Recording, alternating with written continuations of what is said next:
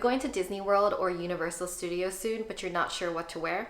Today I'll be sharing the outfits that I plan on wearing during my 6-day Disney World and Universal Orlando trip, which involves some kind of crazy weather and rain. To set the scene, the weather during my trip is going to be from the low 50s to high 70s, close to 80s, and there are 2 to 3 days where it's calling for a chance of rain. I'm going to be creating 6 different outfits using 13 pieces and packing everything into my carry-on. These pieces include 1 rain jacket, a pair of waterproof sneakers, 1 button-up shirt, 1 zip-up sweater, 3 tops, 2 pairs of pants, 2 pairs of leggings, 1 skirt, and 1 belt bag. The plan for our first day is to drive to Disney World in the late afternoon and then spend the evening in Magic Kingdom. Because we'll be there in the evening, the temperatures will be cooler, and our priority for that day is to ride Splash Mountain before it closes and turns into Tiana's Bayou. With this in mind, I wanted an outfit that's going to keep me warm but also as dry as possible as I can be on a water ride. The base of my outfit will be this Lululemon aligned tank top along with a pair of Lululemon leggings. For footwear, I'm going to be wearing these crew cut Nike socks, which will keep my ankles warm, and these waterproof sneakers from Vessi, which are the only pair of sneakers that I will be bringing with me during this entire trip. On top of that, I'll be wearing this zip-up sweater for some added warmth, as well as bringing along my rain jacket to protect me on Splash Mountain. On day 2, we're going to Hollywood Studios, and while it's going to be warmer during the day, it will get down to the mid-60s at night. I decided to match the Star Wars Galaxy's Edge aesthetic by wearing these carpenter pants along with this white tank top. I'll also be wearing this oversized white button-up shirt that I can tie around my shoulders in the morning when it's hot,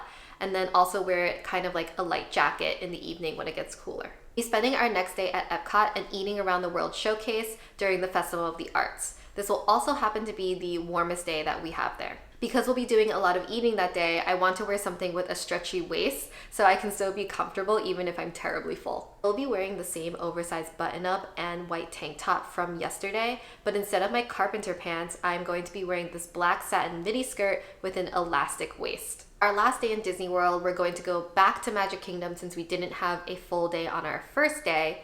However, that day does call for rain, and so I'm going to be keeping that in mind for this outfit. If there's a chance of rain, I will be bringing my rain jacket with me, but underneath I'm going to be wearing this oversized white t-shirt tucked into my black ankle crop straight leg jeans. Whether or not it does rain that day, the rain jacket can also serve as a regular just jacket to keep me warm at night when the temperatures get cooler. After Disney World, we will be heading over to Universal Orlando, and while we do not plan on riding any of the water rides there, the weather does call for rain again. Once again, I'll be incorporating my black rain jacket into this outfit just in case of rain, but underneath I'll be wearing the same oversized white t-shirt from yesterday, as well as a different pair of black leggings, since the ones that I brought for the first day may or may not get wet on Splash Mountain, and I think it's pretty gross to re-wear previously wet clothing. We don't plan on visiting any theme parks on our last day and instead are going to just do a brunch at Disney Springs and then visit a potential wedding venue on our drive home.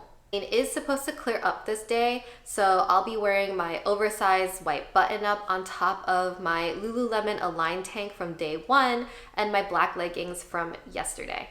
And while it is supposed to get warmer on Sunday than during the rest of our trip, I do plan on bringing this white button-up with me anyways because I tend to get cold in restaurants, so I like to have it as a little cover-up. Packing for a vacation is already stressful, but packing for a vacation with a 20-degree spread in weather and rain can make things even more complicated. Hopefully these outfits inspired you to make the most out of the pieces that you are bringing with you while keeping the number of items to a minimum. If you're interested in seeing how I keep my clothes organized in my suitcase along with everything else that I pack, such as toiletries, jewelry, and electronics, I highly recommend watching my video on how to stay organized when you travel next.